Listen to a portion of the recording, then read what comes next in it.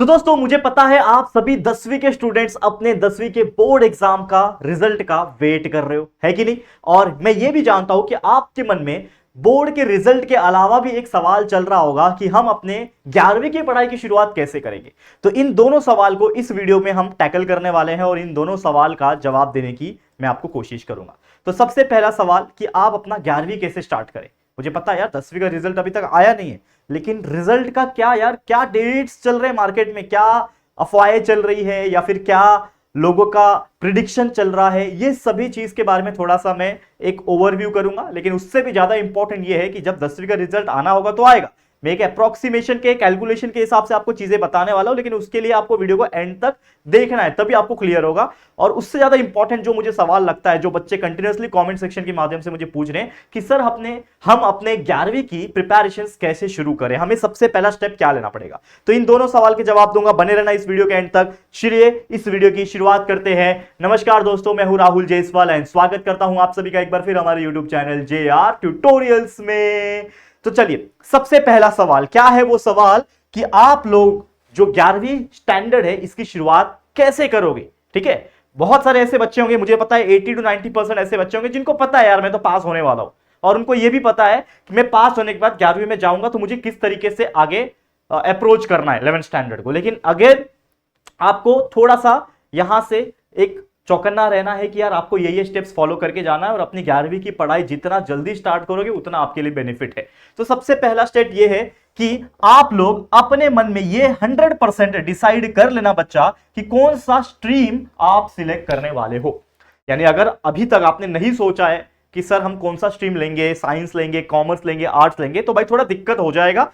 क्योंकि क्या होता है कि जब रिजल्ट आता है, ठीक है, तो हो सकता है बहुत सारे ऐसे स्टूडेंट होते हैं जिनके रिजल्ट्स मोर देन एक्सपेक्टेशन आते हैं कि भाई 70 का सोचा था 80 आ गया। बहुत कम होता है लेकिन होता है। और ज्यादातर बच्चे ऐसे होते हैं जिन्होंने 90 का सोचा होता है, 80 का सोचा होता है और उनके 70 75 या फिर 80 85 आ जाते हैं।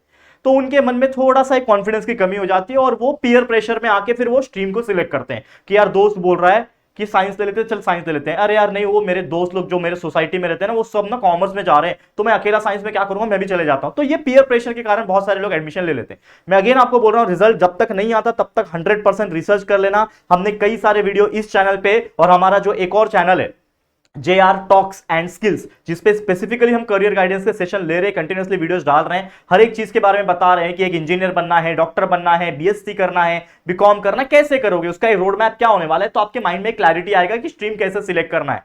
परसेंटेज के आधार पे कभी स्ट्रीम मत सिलेक्ट करना। बच्चे पहले के जमाने के लोग गलती करते थे कि भाई 80-90% आया, साइंस ही लेना है। अब पता चला साइंस जब पढ़ रहे हो, यानी फिजिक्स केमिस्ट्री मैथ्स बायोलॉजी पढ़ रहे हो, भाई समझ में नहीं आ रहा क्या है। ठीक है, तो ऐसा नहीं होता कि 90% ला रहे हो तो साइंस लेना, 90% ला के लोग आर्ट्स भी लेते हैं और सक्सेसफुल बनते हैं। तो वो एक अलग टॉपिक हो गया, इसके लिए मैं ज्यादा इलैबोरेट नहीं करूंगा इस वीडियो में। लेकिन आपको हेल्प करने के लिए हमने कई सारे वीडियो हमारे JR टॉक्स नाम के चैनल पे अपलोड किए हुए हैं, आप प्लीज चले जाना उस चैनल पे, बहुत सारे करियर गाइडेंस का सेशन मिल जाएगा। ठीक है, तो पहला स्टेप क्या है, आप लोग का अपना स्ट्रीम डिसाइड कर लो within a week, within 10 days.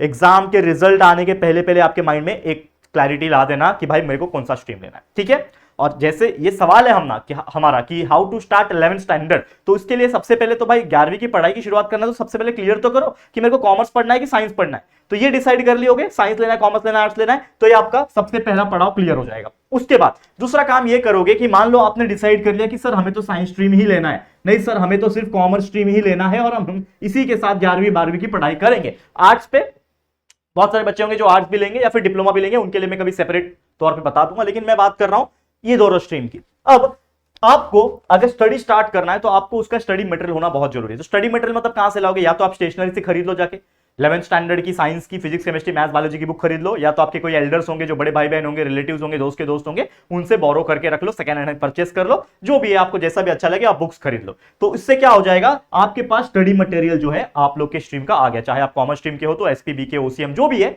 वो आप ले लेना।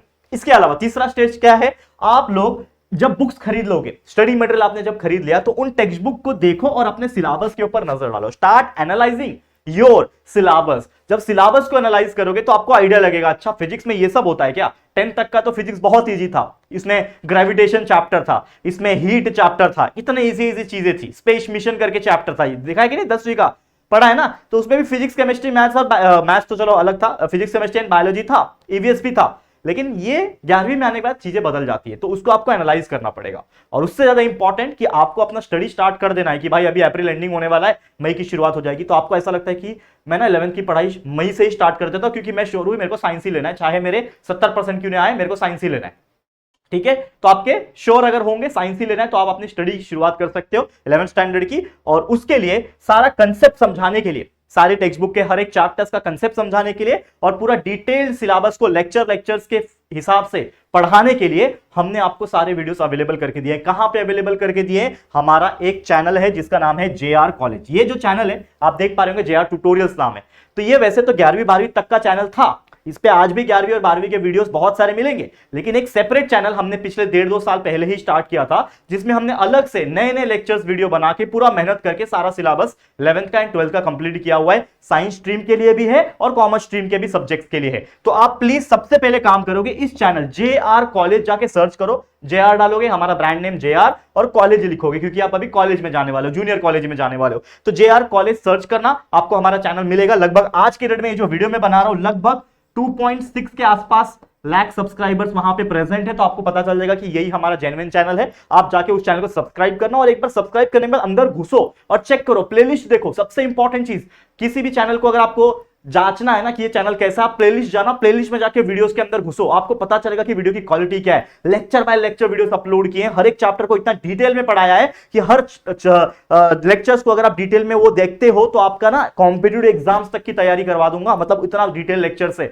सारा चैप्टर्स को डिटेल में पढ़ाया हुआ है, तो वो आपको बहुत हेल्प करेगा। तो ये इस तरीके से आप अपने 11th स्टैंडर्ड की शुरुआत कर सकते हो और अंजाम भी दे सकते हो, तो बहुत अच्छी तरीके से पढ़ते रहना। ठीक है, तो ये था आपका पहला सवाल। अब बच्चे यहां तक रुक गए थे सबसे इंपॉर्टेंट चीज के लिए, रिजल्ट का क्या, रिजल्ट के डेट्स के बारे में सर आप क्या बोलना चाहते हो? तो वैसे तो ऑलरेडी एक 8-10 दिन पहले मैंने एक वीडियो बनाया था एनालिसिस का, एनालाइजिंग द 10th रिजल्ट, याद होगा। वैसे तो उसके बाद कोई ऑफिशियल अपडेट नहीं आया 10वीं की बोर्ड की तरफ से, लेकिन अगर हम बात करें 10वीं के रिजल्ट के बारे में, तो सबसे पहले अगेन मैं आपको इंटरनेट पे लेके चलता हूं, गूगल पे लेके चलता हूं, देखते हैं गूगल में क्या बातचीत चल रहा है। ठीक है, तो यहां पे मैं आ जाता हूं, देखो क्रोम पे आ गया। अब मैंने सिर्फ सिंपली डाला 10th board result date 2025 Maharashtra board. अगर आपको नहीं दिख रहा है थोड़ा जूम कर लेना, क्वालिटी बढ़ा लेना, ये दिखेगा आपको। तो जैसे मैंने ये क्रोम पे डाला तो आपको सबसे पहले जैसे मैंने दिखाया था यहाँ पे कि महाराष्ट्र SSC रिजल्ट क्या दिखा है यहाँ पे, मई 2025। मतलब कहीं पे भी अगर आप सर्च कर लोगे तो कोई एग्जैक्ट डेट नहीं लिखा है, और बोर्ड ने तो कुछ बोला ही नहीं है। यहां तक कि जो टीचर्स होंगे जो बोर्ड से एफिलिएटेड होते हैं ना, उनको भी शायद नहीं पता होगा यार कि 10th बोर्ड का रिजल्ट एग्जैक्ट क्या है। कि भाई कुछ लोग मार्केट में बोल रहे हैं 27 मई को रिजल्ट आएगा, कुछ लोग बोलते हैं नहीं भाई जून में रिजल्ट आएगा, कुछ लोग बोलते हैं 15 मई के आसपास रिजल्ट आएगा। तो ऐसे चीजें चल रही है, लेकिन 100% एक्यूरेसी के साथ आज के डेट में कोई ये नहीं बोल सकता कि यही डेट को आएगा। मैं आपको एक रेंज बता सकता हूं, हम कैलकुलेशन करेंगे उसके हिसाब से मैं आपको रेंज बताऊंगा। थोड़ी देर और रुक जाना इस वीडियो में। तो लेकिन यहां पे आप देखो अलग अलग वेबसाइट्स पे भी अगर आप आओगे, ठीक है ना, जैसे लिखा है what is the date of 10th board exam 2025, यहां पे लिखा है 7th में। ठीक है, ये CBSE का लिखा हुआ है। अगर आप देखोगे तो इससे बच्चे ना कंफ्यूज होते हैं। तो ये सब चीज आपको फिलहाल में नहीं देखना है। जब आपका रिजल्ट आएगा ना या फिर अनाउंस होगा ना, तो वो बोर्ड के ऑफिशियल वेबसाइट पे आता है। ठीक है, महाराष्ट्र बोर्ड का ऑफिशियल वेबसाइट है, उस पे वो लोग अनाउंस करते हैं सबसे पहले कि हाँ इस फलाना फलाना डेट को इतने इतने बजे आपका रिजल्ट होने वाला है। और फिर हम लोग तो बैठे ही है ना, टैलेंटेड टीचर्स है महाराष्ट्र बोर्ड के, वो आपको अपडेट्स बना के देंगे, मैं खुद अपडेट बना के दूंगा, तो कोई टेंशन की बात नहीं है भाई। एक टेंटेटिव हम मान के चलेंगे, उसके हिसाब से कैलकुलेशन करेंगे। तो यहां पे मैं आपको कुछ कैलकुलेशन पॉइंट ऑफ व्यू चीजें बताता हूं। जैसे कि अब देखो 10वीं का जो बोर्ड एग्जाम रिजल्ट डेट है उसका एक हम लोग अंदाजा लगाते हैं, जो कि मैंने पिछले वीडियो में भी सेम बात कही थी। क्या कि देखो 2023 का जो ईयर था, आज से 2 साल पहले, उसका जो बोर्ड एग्जाम शुरू हुआ था 10वीं का, वो शुरू हुआ था 2 मार्च के दिन। ठीक है, 2 मार्च से शुरू हुआ और लगभग चला होगा अच्छा खासा, जो भी है, जो भी डेट तक चला, लेकिन शुरू कब हुआ, 2 मार्च से शुरू हुआ। और रिजल्ट 2023 में जब 10वीं का आया, वो आया 2 जून। तो अगर आप देखोगे 2 मार्च से लेकर 2 जून, मतलब एग्जाम स्टार्ट होने का दिन और रिजल्ट आने के दिन में एग्जैक्टली अगर आप देखोगे 3 महीने का गैप है।